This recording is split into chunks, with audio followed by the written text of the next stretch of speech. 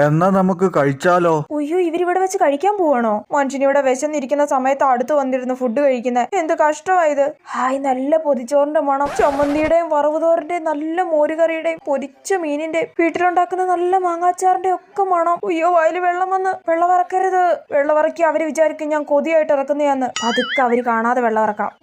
Okay ആയി. ചേടാ, എന്നോട് വേണോന്ന് പോലും ചോദിച്ചില്ലല്ലോ. അല്ല, വേണോന്ന് ചോദിച്ചാലും ഞാൻ വേണ്ടെന്നേ പറയൂ. എന്നാലും ഒരു മര്യാദക്ക് ചോദിച്ചൂടെ? അവര് കഴിച്ച് തീരുന്നത് വരെ പുറത്തോട്ട് നോക്കിയിരിക്കാം. ഞാൻ നിങ്ങൾ കഴിക്കുന്നതൊന്നും അല്ല ശ്രദ്ധിക്കുന്നത് കേട്ടോ. ഞാൻ ഫുഡൊക്കെ കഴിച്ചിട്ടാ ഇവിടെ ഇരിക്കുന്നത്. ഇവർക്ക് എങ്ങനെ ഇങ്ങനെ കഴിക്കാൻ തോന്നുന്നു? എനിക്കാണെങ്കിൽ ട്രെയിനിൽ കയറിയ പച്ച വെള്ളം കുടിക്കാൻ തോന്നത്തില്ല. മോളെ. എന്നെ വിളിക്കുന്നുണ്ട്. ശ്രദ്ധിക്കാത്ത പോലെ ഇരിക്കാം. മോളെ. എന്താ? ഇതൊന്ന് കളയട്ടെ. ഇയാൾ എന്റെ ദേഹത്ത് മൊത്തം കറിയാക്കും. അയ്യോ, എന്റെ ഡ്രസ്സെ മൊത്തം കറിയാക്കി.